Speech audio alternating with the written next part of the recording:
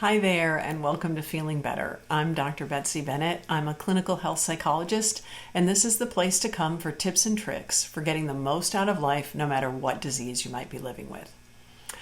So today I'm going to introduce you to a technique for handling many of the difficult communication problems that people living with autoimmune illnesses or really any chronic illness often face. And you know what these are like. These situations where someone says something to you and you're like, ugh, how do I even respond to that? And of course, depending on the illness you're living with, these types of sticky situations can happen frequently or infrequently. But when they do come up, it is so easy to just feel helpless, awkward, irritated, overwhelmed, or just so angry. But here's the thing, you don't have to feel that way. You don't have to waste your precious energy worrying about the right way to respond. And you don't have to waste your energy on getting angry either. You can have an appropriate response at your fingertips. And I call this type of response a ready-made phrase. And today, we're going to create a ready-made phrase for a very common type of sticky situation. And you're going to recognize this one right away. It's the unsolicited advice about your illness situation. You know, the one where someone suggests you drink pickle juice every morning, or that what you really need is a cleanse, or that if you would just drink 10 gallons of water every day, your illness would go away, or your symptoms would get better.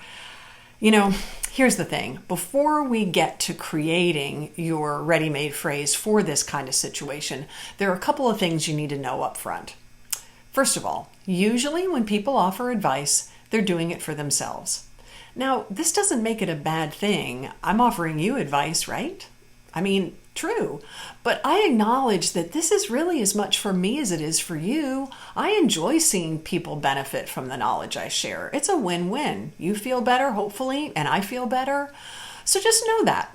Also, there are some people who will offer you advice because they just hate feeling helpless in the face of your suffering. And we can all relate to that as well. But it's important to keep in mind that their advice is not a totally selfless act. And nothing is really, and that's okay. Just know that. Some people will also offer advice that's really just thinly disguised criticism. You should exercise more. Have you thought about improving your diet? This is about them, not you. Chances are they have their own issues around how much we humans can control our health, and it's frightening for them to witness you be unable to control your health. It's not about you.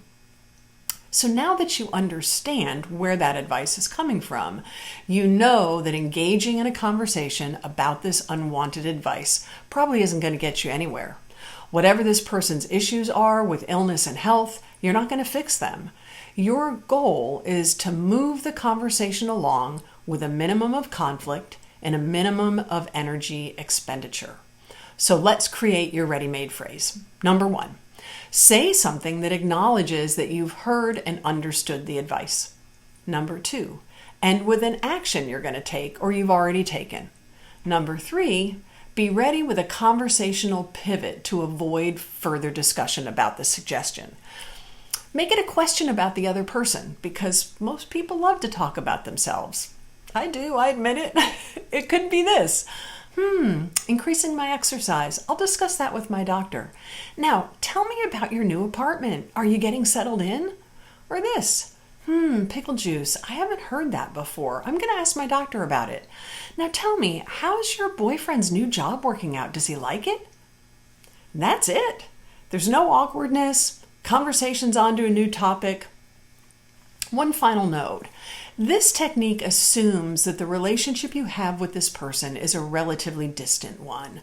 If this is a close friend or partner, you're going to want to have a much more honest conversation about how the suggestion makes you feel and where the suggestion is coming from as far as that other person is concerned. So in other words, if this person is very close to you, you're actually going to want to get into their issues and your issues too.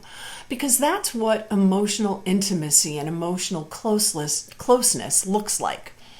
But most of our relationships aren't that close, or they aren't close in that way. So your ready-made phrase is something you can use in most situations. So that's it for today. I'm really looking forward to reading your ready-made phrases in the comment section. I'll see you next time. Take care.